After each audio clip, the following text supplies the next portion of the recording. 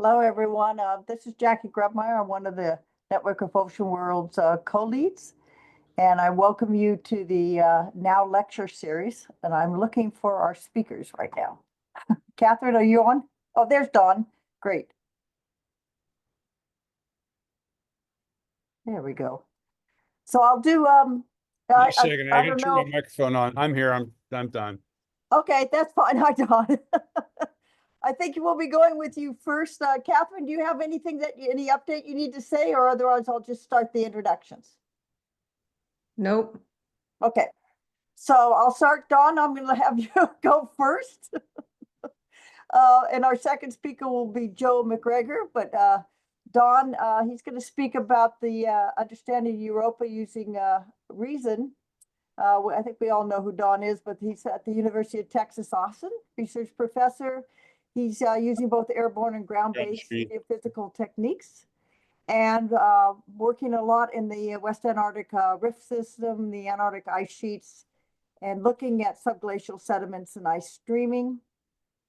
He is looking at the using ice penetrating radar, and I think we're going to have a lot of good information on this presentation on the Europa Clipper, specifically on the radar for Europa assessment and sounding, the ocean to near surface, or REASON acronym, using radio waves to detect objects from a distance.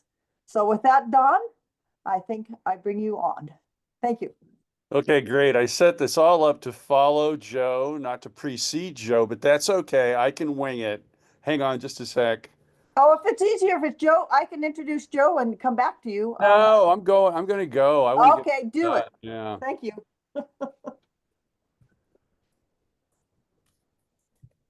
Theoretically, I should be sharing my PowerPoint. Is that what you see? Not yet. Okay, hang on. There you go. Now you're up. Thank you. Okie doke. Let me get my meeting configured so that you guys can see everything. Okay, should be big. You should hear me. 3, 2, 1. Is it all working? Yes. Okay, very I good. see you and I hear you. Okay, that's great. I want to get rid of you guys so I can see my screen. Hang on. I go between Teams and WebEx and PowerPoint and I get confused. You're not the only one. Okay, all I want to do, where is show meeting? Hang on just a second. This is Zoom. Oh, good deal. Got you guys. Oh, except no, hang on a second. Can you still see me? Yes. Okay. I'm gonna have to start over. Hang on just a sec.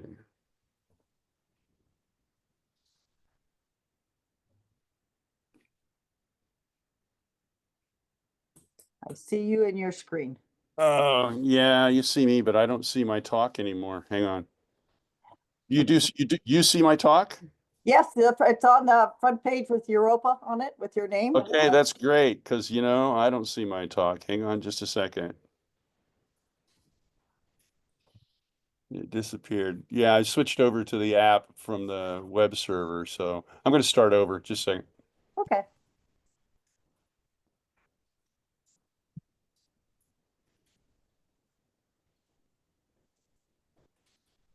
Oh, hang on. I'll get.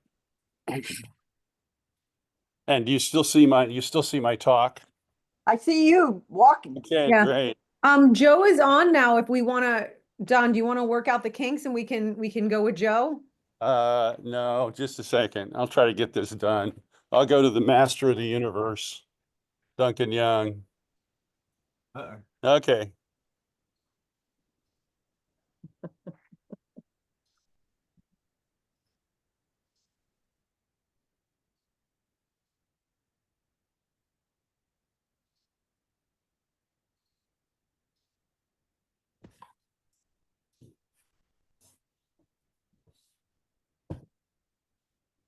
Okay, we see your talk.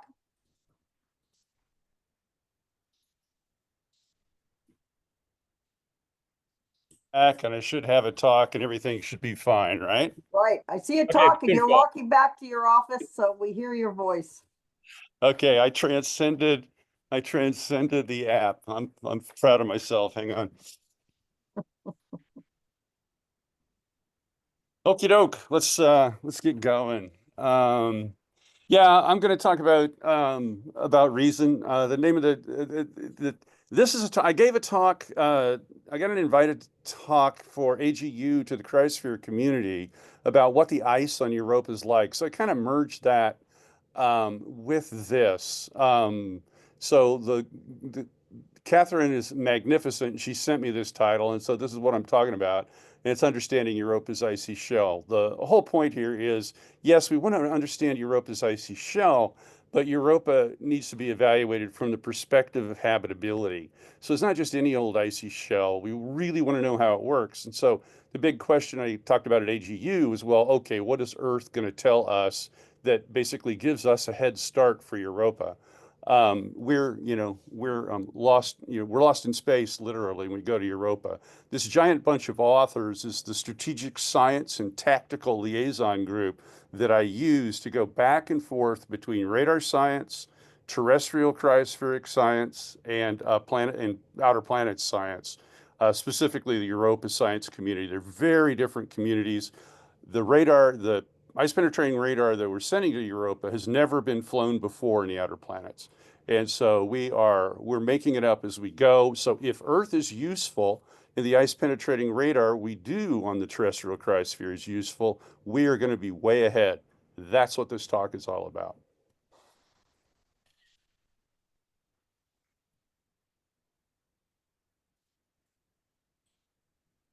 Okie doke. The Galilean moons of Jupiter, it's Io, Europa, Ganymede. People here may or may not be familiar with these things.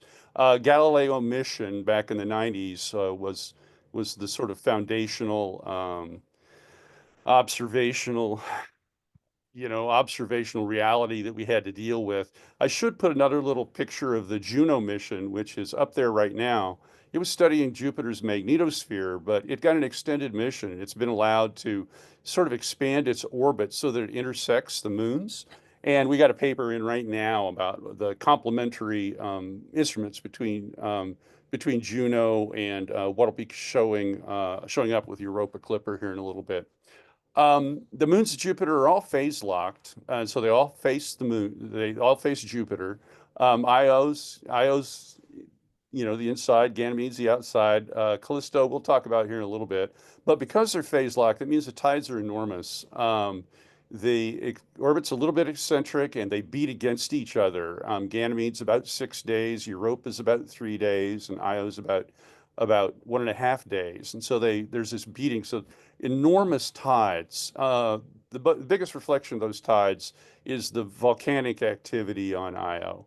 And so Io is the most volcanically active thing. And basically the tides are creating magma pockets all over the place. There's not a magma ocean on Io, it turns out, but it's got magma pockets. So there's lots of volcanic eruption going on, which is you think, well, what does that have to do with habitability on Europa? And we will see that in a little bit. Okay, there are 3 oceans as far as we can tell in those moons, starting with Callisto. Callisto's kind of undifferentiated. It's not being beaten up by tides as much as Ganymede and Europa, or Io for matter. And so, but it does have an electromagnetic induction signal, which means there's some water down there of some kind. Okay, the same thing has been discovered for Ganymede, but they were able to deduce a little bit more. And so you got a metal core. Ganymede's got a magnetic field, which means that metal core is melting. So then a silicate mantle outside of it, and then 2 phases of ice with an ocean in between. If we're planning on using Earth to understand habitability of Ganymede, we're kind of out of luck. and so that's not very good for us. Europa, however, is really the sweet spot. Okay, this is Europa. A metal core, big silicate mantle, global ocean, and it's ice covered. Just to give you a feel, the ice cover is a few tens of kilometers of ice, something like 100 kilometers of ocean, and then a silicate mantle.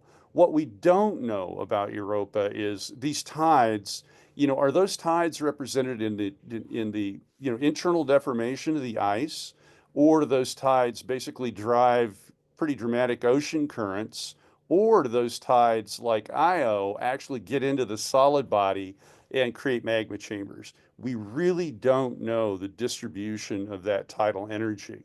If we could measure, if it's all in the ice shell, there's supposed to be about 50, 60 meters peak to peak of tides. But as that energy gets sucked up in the ocean or potentially the silicate mantle, those will go down. So we got to measure the tides here too to figure out essentially what the energy exchanges, the bulk energy exchanges for the tides into the energy available for habitability. The interesting thing about Europa is there is no atmosphere. And so all of our intuitions about, now I'm going to switch over to why the terrestrial cryosphere is crummy. All of our intuition about the evolution of the terrestrial cryosphere, and Joe's on, and he'll talk all about that, is for a meteoric ice, i.e. it snows on Earth. Now, it doesn't snow. There is no atmosphere to speak of. There is one, but it's very, very different on Europa. But that doesn't mean it doesn't snow on Europa. It is ice covered, and then ice was frozen from the ocean. And we have enough sea ice people in this meeting today to know that when we form sea ice, it snows up. In other words, you supercool the fluid, and the resulting frazzle ice goes up and accretes. That is probably what's going on at Europa. The Earth comes through for us again. So we have an ice shell, an ocean, and it's snowing up. And all the things that constrain snowing up for sea ice are probably present in Europa. Some things are different, but most of it's going to be the same. The ocean on Europa, I won't talk about this too much more, but it's about twice the volume of Earth. The leaching of the silicates, probably the same sort of fundamental material. So the chances of the salinity of Europa's ocean being a little fresher than Earth, I think it's better that it's more likely that it's fresher than it's saltier. That could be completely wrong because of exchange processes we don't understand.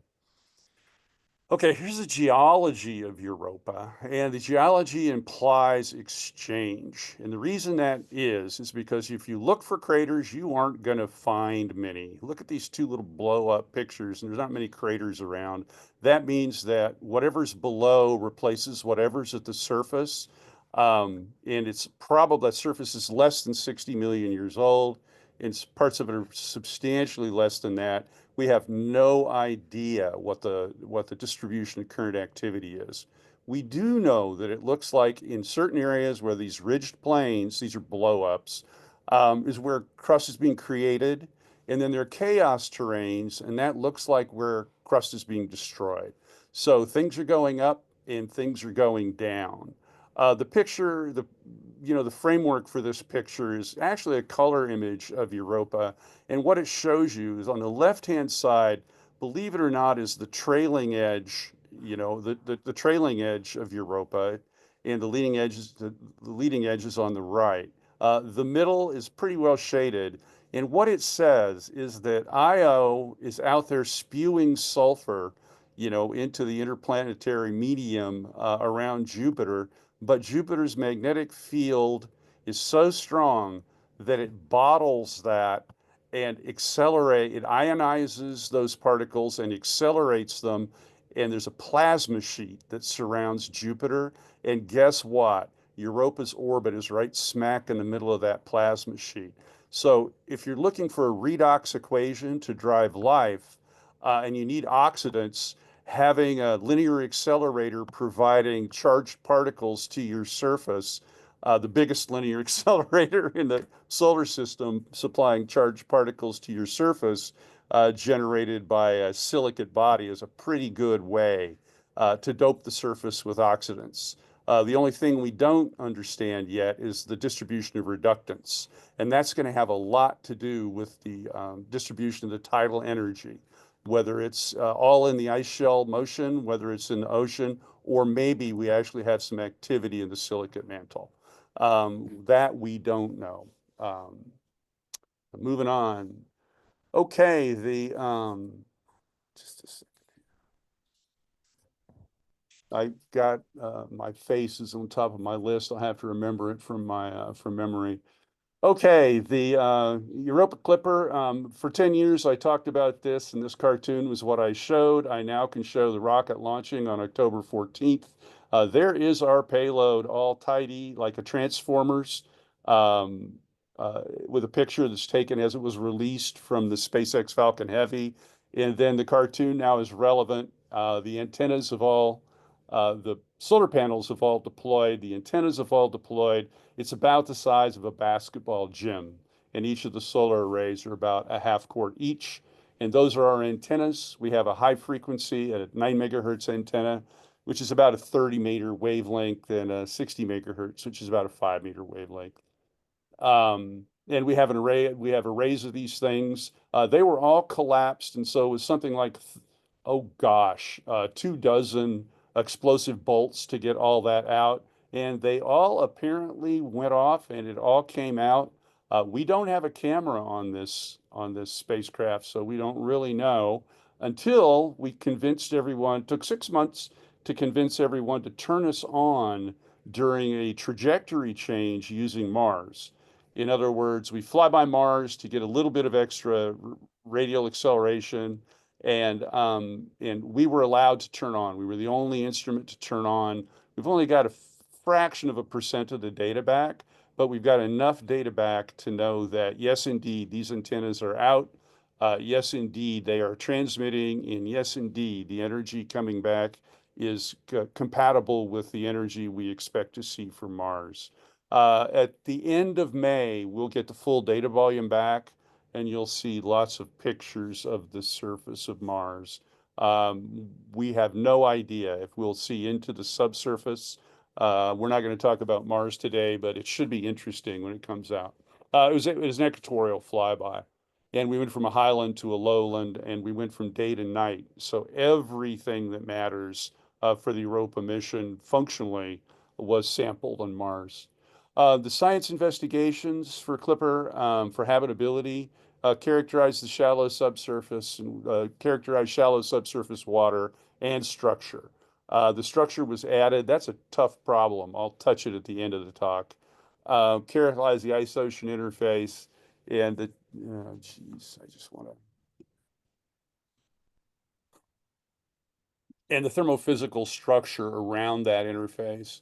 And basically, the whole goal here is number 3, to make sure we understand the material exchange between the ocean, the surface, and the atmosphere. And I hope I've made the point that we are the altimeter. There is no altimeter on this mission, so we will be measuring the tides. Note that we have a 30-meter wavelength and a 5-meter wavelength, and the tides are 50 meters. So we made the case that this was an adequate altimeter to do the tidal energy test. So that's happening. And then ultimately, we want to characterize the sites that are compelling enough to land on. We'll get to that at the end of the talk.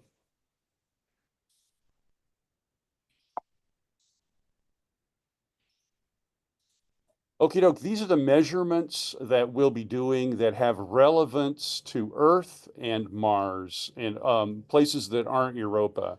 Again, we'll be sounding. We're an ice penetrating radar. You can see good old iceberg B15 over in that picture where we can see the surface, the ice-ocean interface.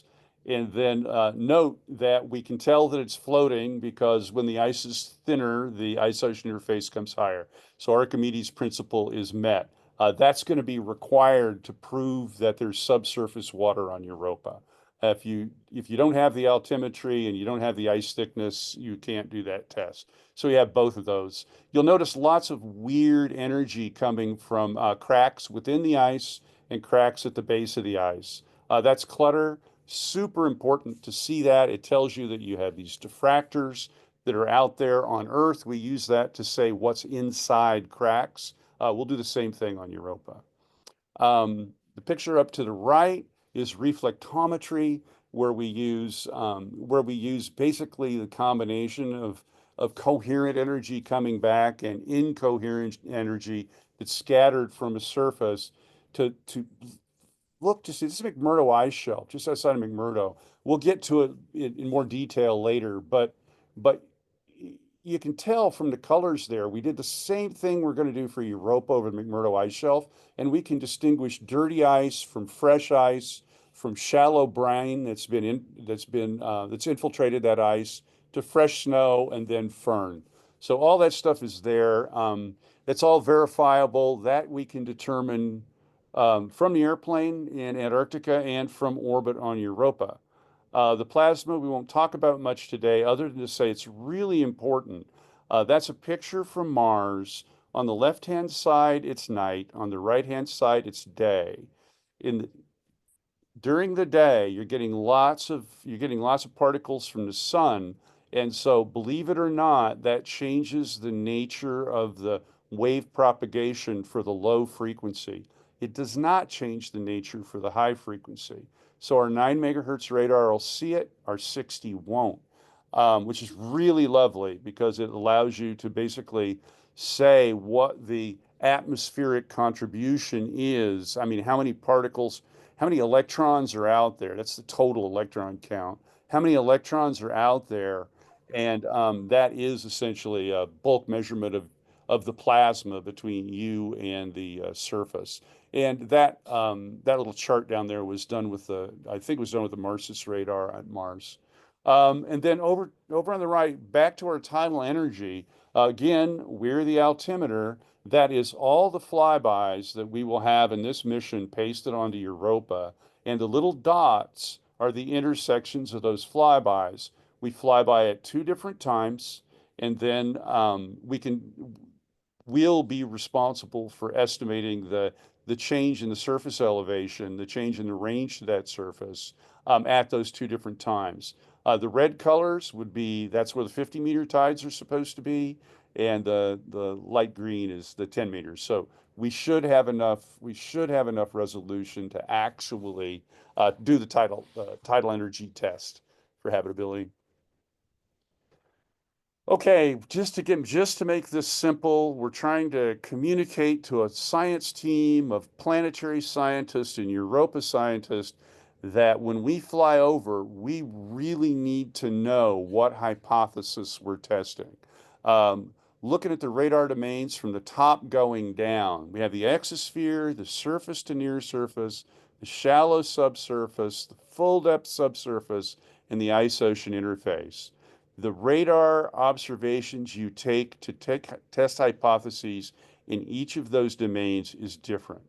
We have 16 minutes to fly by the moon 49 times. Okay, and so we need to basically make sure that if we need to understand something about the exosphere, we're set up to record what's needed. The surface to near surface, that's the altimetry, but also the near surface. We can look within a few wavelengths. The picture I showed of McMurdo ice shelf was actually a few wavelengths into the surface. The shallow subsurface is where the ice is cracking and behaving brittly. The full depth subsurface basically is, well, okay, what's below the brittle ice? So that's essentially the domain of ductile deformation. Then the ice-ocean interface is its own animal, and probably that's what's known best in this community. Remember, it snows up on Europa. So the accumulation is at the ice-ocean interface, and then that ice-ocean interface, basically the accreted ice is lighter and buoyant, so it's moving up through. So the ductile deformation of that buoyant ice dominates the deep full depth interface. And then as you approach the surface, things get brittle and start cracking. And then as you approach that's the shallow subsurface. And then as you get to the surface, then all of a sudden, the plasma and everything dominates. The oxidants are delivered. The question is, how in God's name do you get those oxidants at the surface, down through that ice shell, into the ocean where they can get together with the reductants that the silicate mantle might have contributed? Okay, we're going to start at the bottom up. Ice-ocean interface. There's a little cartoon over on the left showing convection, which people think happens on Europa. In other words, that buoyant ice is coming up as a diapier. And then Jacob Buffo's got this beautiful little diagram that any sea ice person will recognize. And you'll notice that's his picture of what's going on at that ice ocean interface. I don't know if Jacob's out there or not. And essentially, basically, you know, you accumulate that ice, but then the brine is heavy and it drains back out. And so that's what happens in sea ice. That almost certainly happens on Europa. There's a couple of different kinds of accretion. If you're basically freezing directly to the interface, you keep a lot of the impurities from the ocean, but the number of impurities is a function of whether it's smooth or whether it's a little bit bumpy at the micro scale. Frazzle ice is nice because once you have a supercooled fluid and the ice forms, you lose a lot of impurities, and then they collect in the topography at the base of the ice over on the right. You can see that, and it's in the cracks. And if we have, you know, swales or whatever, we'll get accreted ice, and then we have no idea the scale of these accreted ice bodies. However, we think the scale of them is big enough to basically fight the ductile constitutive relationship for the ice and rise through the ice shell. Just to make it clear about the relevance of terrestrial analogs, there's a vertical core of sea ice, and you can see all of those really nice impurities being distributed, just like Jacob's cartoon. Lake ice, no impurities, not so much. It's glass, it's clear. Sub-ice shelf congelation exists on the Ross Ice Shelf. It really is. It's there. It's not that common. And then we have lots and lots of frazzle ice. And that makes marine ice that people see all over the place under ice shelves. So basically, we want to understand the distribution of ice shelves. Here's a picture of essentially how what goes on at the ice-ocean interface and those diapiers coming up. The important thing to note is these two arrows.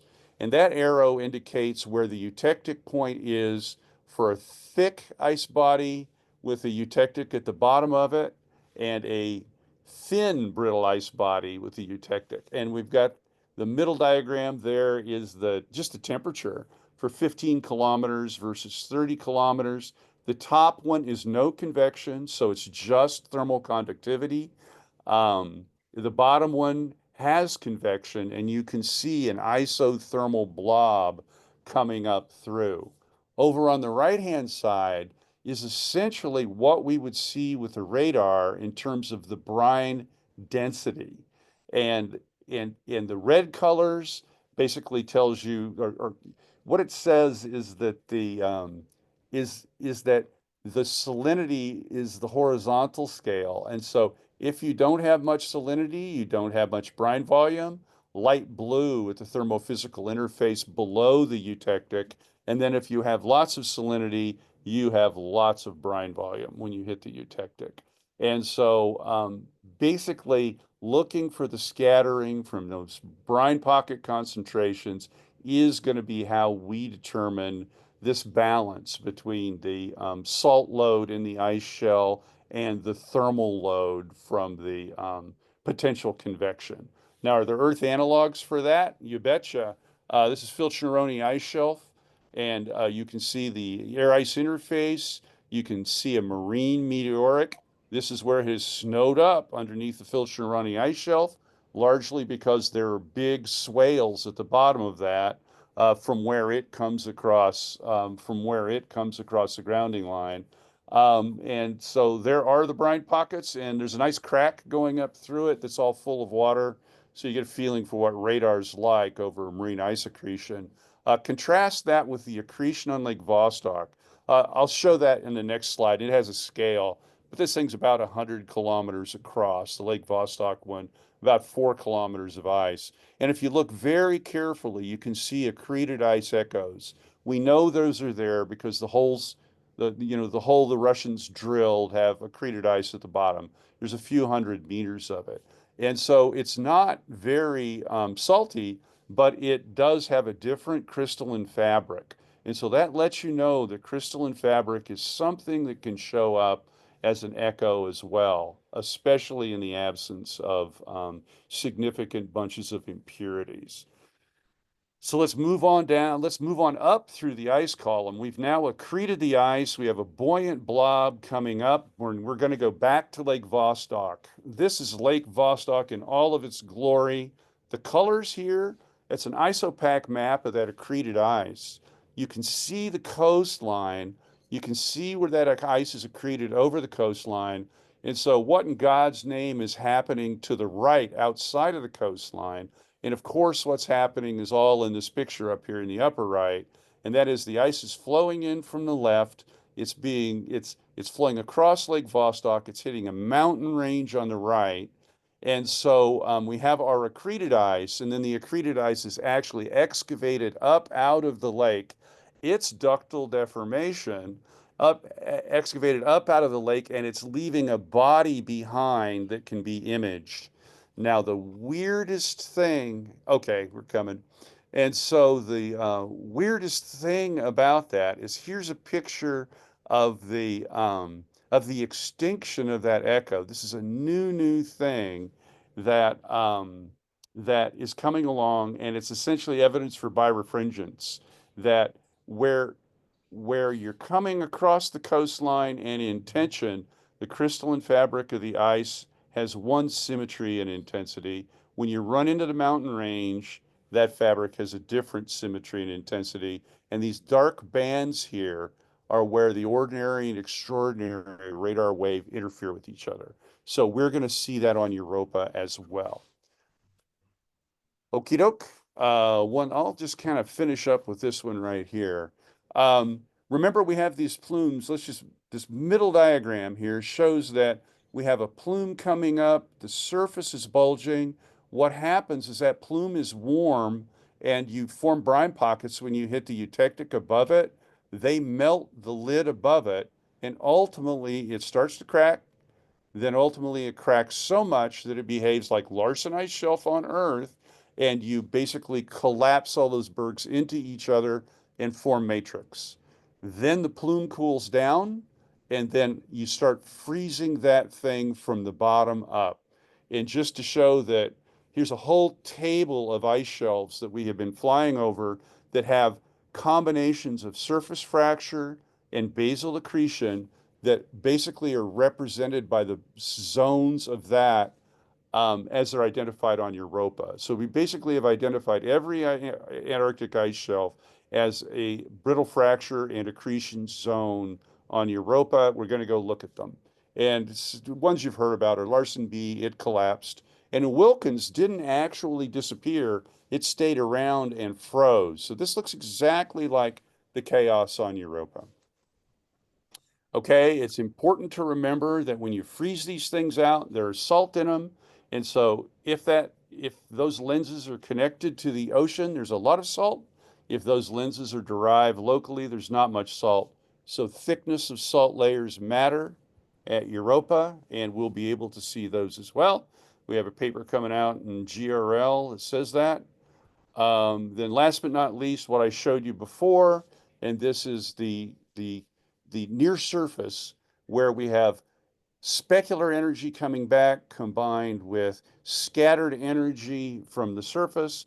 And that specular energy tells you the dielectric properties over a few wavelengths of your radar.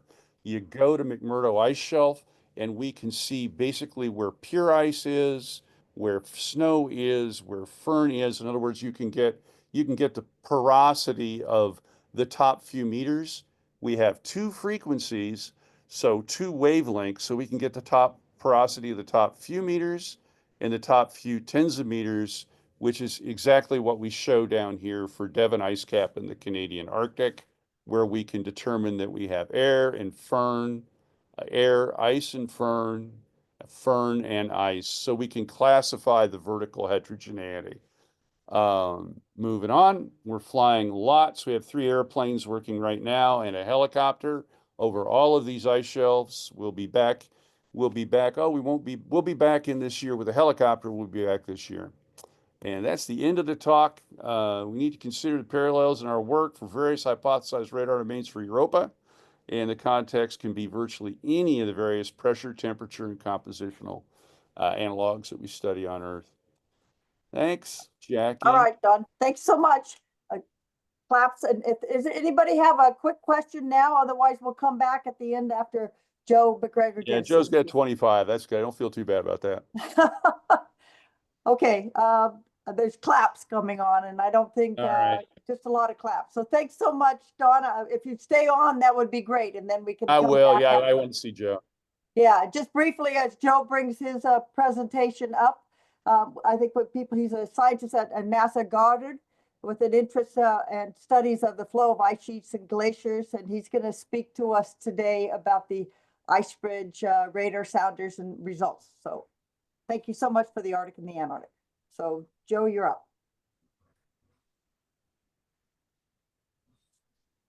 Okie doke. Can you guys hear me? Yes. Okay, great. And I'm sharing my screen, I believe. Yeah, we can see your slide. Yeah, just. Okay, and I will present it. Yes. Let's go forward. From start. Okay, continue. Okay, great. Hopefully y'all can see that. And yes. Sorry for the snafu at the beginning with me joining late. But thank you, Jackie, and I'm glad to be here. As she said, I'm a glaciologist and geophysicist at NASA Goddard Space Flight Center. And I was the final project scientist for Operation IceBridge. I was initially invited by the conveners to talk about a single radar sounder that we deployed, but I thought I'd expand it a little bit to talk about the purpose of the mission itself, and more broadly, what we got from radar sounders with respect to studying the Earth's cryosphere. And Don gave a sort of a good preview for the motivation of why we want multiple radar sounders, multiple frequencies when we're trying to understand a system holistically. As easy as it would be, there is not one frequency to rule them all when it comes to what we want to use for radar sounding to study the Earth. All right, let me see if it'll let me click forward. Okay, great. So what am I going to try to cover today? First of all, why Operation IceBridge? Why did NASA undertake this mission? Oh, I see a hand raised. Do I need to pause for that? I just asked Lorraine a question, but she hasn't responded yet. So I think you could keep. All right. Okay, good. Okay, so why did we undertake Operation IceBridge? Then how did we go about doing it? And then what did we learn from the radar sounders that we deployed? And I've got here kind of tongue in cheek. We were trying to do two things. One is mow the lawn, measure subsurface ice properties systematically across as much of the cryosphere as we could, and with dependable instruments that did what we need them to do, mowing the lawn. And what other kind of serendipitous discoveries did we find along the way? And I certainly can't hope to cover them all. It was a decade-long plus mission, but we'll see what we can get through today. So why did Operation IceBridge come about? And this came about because of the heritage from NASA and ESA missions, some of which predates what's shown on this slide, of satellite altimetry of the cryosphere. And as that began in the 80s and into the 90s with CSAT, GeoSat, then ERS-1 and 2 missions, and then IceSat coming from NASA with the first terrestrial satellite laser altimeter, it was plain to see that when we looked at Earth's ice sheets and Earth's glaciers and Earth's sea ice, that they were thinning, and this appeared to be related to ongoing climate change. And NASA's IceSat mission did this very precisely with its satellite laser altimeter, but unfortunately there was a problem with the laser system. And so the three lasers that were on board progressively degraded more quickly than hoped for. And so towards the end of 2009, 2010, that's when those lasers were turned off. And so we knew that we were facing a gap. And that's what Operation IceBridge became before we could launch successors to that. And these two maps of Antarctica and Greenland, sort of almost reverse scaled, shown here, show what we were able to measure with ICESat in terms of understanding where the ice was thickening and where it was thinning across the ice sheet. And they follow the classic glaciology color scale, which is red is bad. That's where thinning is occurring. And you can see that that's mostly concentrated along the coasts of the ice sheets. And that gives us a clue that there's ocean forcing that's significant and involved. And we knew that we're going to want to understand that more, and if we're going to be able to better project how the Earth's ice sheets are going to be changing in the future. So ESA launched Cryosat-2, a radar altimeter, and eventually we launched ICESat-2 in 2018, a new satellite laser altimeter that's still going strong, and according to my colleagues in the hallway, is performing fantastically.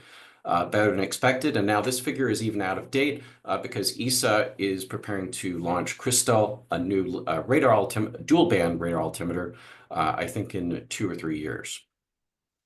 So this is a bit more of a summary of this situation here with words. But basically, ICESat was running down, and we realized that we needed something to replace it. And initially, it was considered the idea of having a quick, maybe even commercial satellite similar to ICESat, but that was deemed too expensive. And so what we decided to do was launch an airborne mission called Operation IceBridge very quickly. That could go forth and collect measurements in some of those critical areas, those red areas, coastal areas especially, that you saw on the previous slide, and take a bite out of the problem rather than get at the whole problem. And so that's what we did with Operation IceBridge. Don alluded to this a little bit, and many of you will be familiar with the concept of having very clear hypotheses articulated ahead of time, so that can lead forth towards what do you need to measure, how precisely do you need to measure it, and how are you going to verify that? The sort of the broader concept, what ends up being a science traceability matrix. And those can take a long time to develop, and they have a nice, clear, you can see, you can go all the way from, the particular measurement precision that you need all the way back to your original science question or hypothesis, and that's fantastic. That's not exactly how Operation IceBridge came about. In fact, its specific science objectives didn't get settled until about halfway through the mission. And that's because of how quickly ICESat degraded. But we were able to sort of settle on some priority areas toward the end of the ICESat mission. And these are the areas that we tried to focus on. We didn't always achieve that, particularly in Antarctica, which is can be hard to reach. But we did get at many of these regions across the Arctic, the Antarctic, and Alaska in terms of getting there year after year with a variety of aircraft to measure, in particular, satellite laser altimetry, in particular, with a particular focus on, is the ice still thinning? How is that changing? And then along with that, any additional contextual observations, in particular the radar sounders, which I'll focus on, that allow us to better understand how the ice might change more in the future. So here's an overview of the scope of measurements that we made. In the center here, this is the NASA P3, the primary aircraft we use in the Arctic for illustrative purposes. We had a green scanning laser altimeter that did the bulk of the work that we needed it to do. And you can see on the left, we even had 2 laser altimeters deployed at times toward the end of the mission. This is an example of those data over sea ice. And you can see our very fine resolution in terms of understanding elevations over sea ice, which is critical because it's relatively thin, and the freeboard. So the freeboards are small. You got to worry about leads. You got to worry about snow thickness. So you want very precise measurements. And then on land ice as well. And then finally, a suite of radar sounders that I'll get into a little more depth. On the right, you've got ones that measure the entire ice thickness. That's the focus on the mowing the lawn, and ones that can measure intermediate depths, and then ones that can, at yet higher frequencies, that can measure even annual layers of snowfall over the last few decades in some cases. We also wanted to understand what was going on beneath the ice beneath ice shelves. And so we've got gravimeters and magnetometers that we regularly deployed, particularly the gravimeters, which we can use to constrain sub-ice shelf bathymetry. So I mentioned earlier about ocean forcing and the role that that's very much implicated in and playing with ongoing changes with the ice sheets. So you want to understand the pathways that water can follow, and gravimeters can help us do that in places where we have a lot of trouble directly accessing beneath the ice shelves. So where did we go? These animations will keep playing over repeat, and we'll show where we went from year to year. Between 2009 and 2020, we had another small campaign in Alaska in 2021. And what you'll notice from looking at these is that our basing varied. We used a variety of aircraft, sometimes multiple aircraft in the same year. Don's team at UTIG, we used their Basler aircraft, a turboprop aircraft from Casey several times, and other places in East Antarctica, in McMurdo as well. And you can see us going out and measuring new regions across the Arctic, across the Antarctic, both on land and in the ocean. And then a lot of the lines repeat year after year, because again, if we're going to measure elevation change, then we need to be able to go along the same tracks year after year. That also gives us the potential to understand what's going on in the subsurface year after year. And in some cases, people were able to do that with radar sounding. It wasn't necessarily a priority focus for the mission, but it still happened nonetheless. What aircraft did we use? A lot of different aircraft. We used 15 different aircraft, and that includes one helicopter over the course of the mission. Several aircraft we used many times, including NASA's P3, NASA's DC-8, now retired. And those are larger aircraft with longer range. We use the DC-8 in Antarctica. We use the P3 in the Arctic mostly. But we were able to, the Baslers elsewhere, particularly in the Antarctic. And later on, different aircraft, like a NASA's G5 that used to be owned by the CEO of Nike, various other business jets, and smaller aircraft in Alaska that are more maneuverable. Excuse me. So we had a lot of tools that we could deploy to the problem over the course of the decade of the mission. Okay, so on to radar sounding. What does it look like? Don showed you some radargrams earlier. I was initially asked to focus on McCord's, which is the radar system that's shown here. We're flying over the ice sheet, relatively low, although you can't quite get it from this scale, 1,500 feet typically. And this allows us to send radar. The radar waves go down into the ice. The footprint expands. Some of them are reflected off of internal reflections, which you're seeing here. These are typically volcanic horizons, volcanic eruptions that left acid layers on the ice thousands to tens of thousands of years ago. And then the big kahuna, which is the bed reflection, is a large dielectric contrast, and that between ice and rock, and that can be a few hundred meters deep, anywhere to 3 to 4 kilometers deep. I think the thickest ice in Antarctica is order 4.5 kilometers, I believe. And with very high frequencies, VHF, so in the couple hundred megahertz range, you could measure through this ice.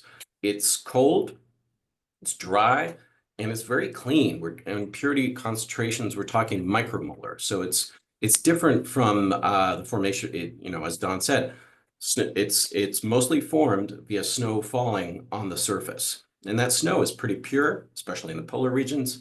And the ice flows and takes those pure layers and effectively smooths them into nice mirrors. So even though these reflections are weak, they're very weak compared to the ice-rock interface. They can still be seen clearly with a variety of systems.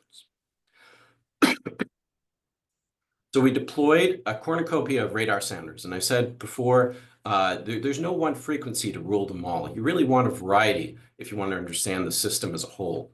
I showed you this figure earlier, and I've put here the frequency ranges, the bandwidths of these systems that allow us to measure from the ice thickness all the way down to the top few meters of snowfall. And these 3 radargrams are actually shown from the same flight and the same location. And one of the things you can see here is this dip here. This is actually Greenland's Grand Canyon. You can see quite clearly in the shallower radar that only sees the top few hundred meters, you can see a little surface dip. And then I've stripped out the surface and you can still see that dip. So what you're seeing is actually the effect of this canyon that's buried by more than 2 kilometers of ice having on the snow accumulation pattern that's observed at the surface, because it's very subtly altered the surface slope up there. The system that Don's group regularly deploys that works extremely well in Antarctica, 60 megahertz is a very nice sweet spot for a frequency in Antarctica to be using. That's shown here, and you can see a lot of internal reflections and regularly measures the bed topography across large ranges. I mentioned Alaska. That's another place we worked extensively, and towards the end, we tried to measure ice thickness there. And that's more challenging because the ice is wetter, and we were typically not able to fly at ideal times. But with much lower frequency systems where you're essentially dragging antenna out the back, you can actually measure through order up to 1 kilometer of quite warm ice in places where previously we had very little success. So now I'll just show a few vignettes, illustrations of some of the observations that we made.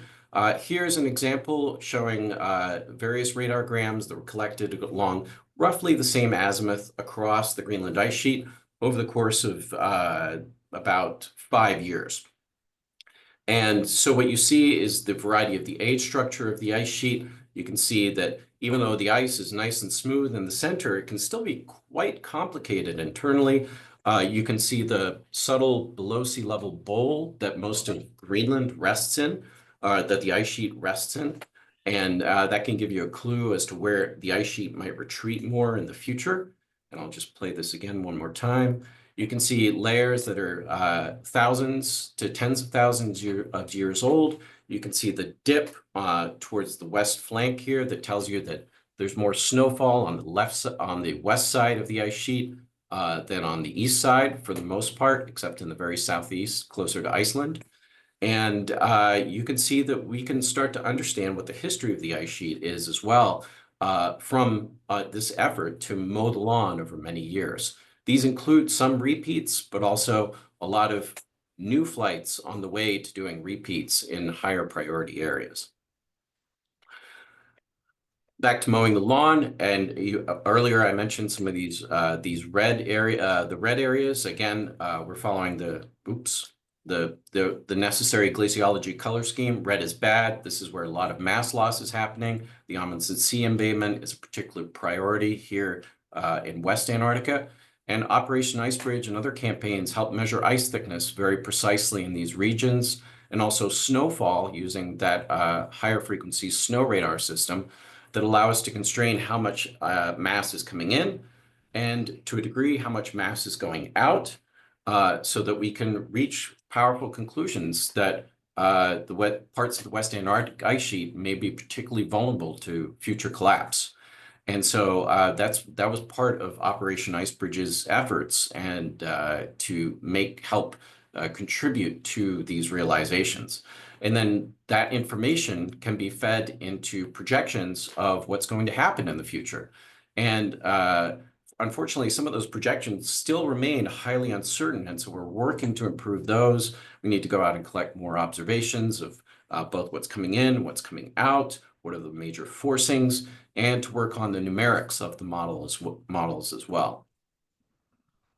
Don mentioned earlier, and this is true here for Earth as well, if you want to verify that you're following Archimedes' principle, that the ice is indeed truly floating, you need good measurements of the surface elevation and also the elevation at the bottom as well. The elevation from the bottom we can get from radar, and here we don't have, we are able to use a laser altimeter.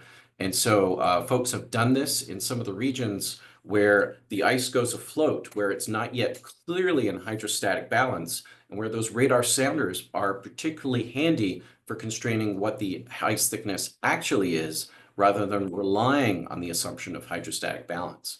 And when Ala Kazandar and others did this, they found that in fact, the thinning was some of these places in the Amundsen Sea embayment in West Antarctica was substantially greater than you would get from hydrostatic balance alone. So there, obviously, altimetry is incredibly valuable, especially at scale, because we can deploy it at scale across the Earth, as demonstrated by various satellite and radar laser altimeters. But in certain areas, in these grounding zones, it's very nice to have ice thickness measurements to really see what's going on more directly. In terms of, I mentioned, we were also surveying sea ice, and one of the elements, of course, sea ice is not just sea ice, it's also got snow on top. And so the snow radar that our colleagues at University of Kansas introduced was this 2 to 18 gigahertz system, was able to measure the thickness of that snow layer on top of the sea ice. So we could combine that with the laser altimetry measurements, the freeboard on the left, with the sea ice, the snow thickness on the middle, to get at measurements of actual sea ice thickness on the right, rather than having to assume some composite density or uniform density to get that on the right, relying on so-called snow climatologies from various sparse measurements collected over decades. We could use the actual measurements of the snow thickness at the present. And so that allows us to move beyond just simply measuring the changes in sea ice extent, but also changes in sea ice volume, sea ice mass as well. And this informed later collaborations between ESA and NASA to combine, change orbits and combine measurements of laser altimetry and radar altimetry to do that problem at scale with satellites. In terms of serendipitous discoveries, one of the nice ones that happened during IceBridge, it actually started with borehole measurements shown down here on the right, where people were keen to measure how much snow was falling in Southeast Greenland. A former NASA colleague of mine went down there to Southeast Greenland, and they drilled boreholes with the intention of measuring the thickness of the annual layers, and they got towards the bottom and came up, and the core was dripping wet. And so what they discovered was that in certain places where it both, on the edge of the Greenland ice sheet, where it both melts enough and snows enough in the winter, that water can get buried and won't actually refreeze. It'll become a firn aquifer. And these seem to be extensive across large parts of Greenland. In some places, they seem to be growing. They've been discovered in Antarctica now. And when we went back and looked at some of the data, the radar data that had already been collected by Operation IceBridge, it became evident that they were there where we couldn't see the bed reflection. We couldn't see through groundwater. And so we discovered we could now map the extent at a much larger scale than you could do from boreholes alone. Connecting back to Europa, some of the IceBridge data, radar data, the very near surface snow radar data has been used to illustrate a potential analog to some of the features that are seen on Europa, shown here on the left, with a ridge shown in northwest Greenland, that illustrates that a refreezing, a melting and then refreezing process with possibly some fracturing could contribute to the formation of these double ridges that are observed. Don mentioned cratering earlier. I was very lucky to be part of efforts to identify 2 candidate subglacial impact craters, the first found on Earth, that appear to be in northwest Greenland. One is fairly well confirmed at this point, which is the Hiawatha impact crater in northwest Greenland. It's right next to the edge of the ice sheet.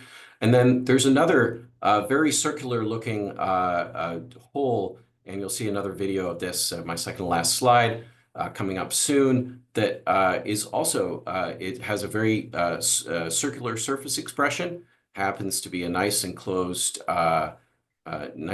basin. And and so there might be yet another subglacial impact crater beneath the ice sheet there. So last, I'll just talk briefly about, you saw a lot about where things were relatively straightforward, where you see these layers that got progressively buried and then you reach the bedrock reflection, and that's what comes back up. But in some places, particularly in northern Greenland, things are more complicated than that for reasons we don't yet fully understand. And so I'm just going to play this movie that's going to show you, well, I'll say also, I should have stopped here. So you're seeing a hillshade of the surface overlain on the topography that's measured beneath the ice. And then you're going to see some radargrams that are, that as we zoom in, and what you're going to see from this is that disturbances that we can see on the ice surface are directly connected to substantial basal disturbances that we see in the radargrams that we've collected via Operation IceBridge. And there's no consensus yet on what the cause of these basal disruptions are. We know they're not well included in models. Are they related to sticky spots in the ice? Are they related to changes in rheology? Are they related to large amounts of freeze-on at the bottom? It's still under debate as to what exactly the cause is, but what we see is that they're more or less pervasive in northern Greenland, and we don't yet have a convincing explanation for the entire variety of them that we see. So there's discoveries that we're still trying to understand, even effectively 5 years after the end of the mission. All right, and so with that, I hope I've given you a good sort of overview of what's going on with what happened with Operation IceBridge, the type of radar sounders that we deployed.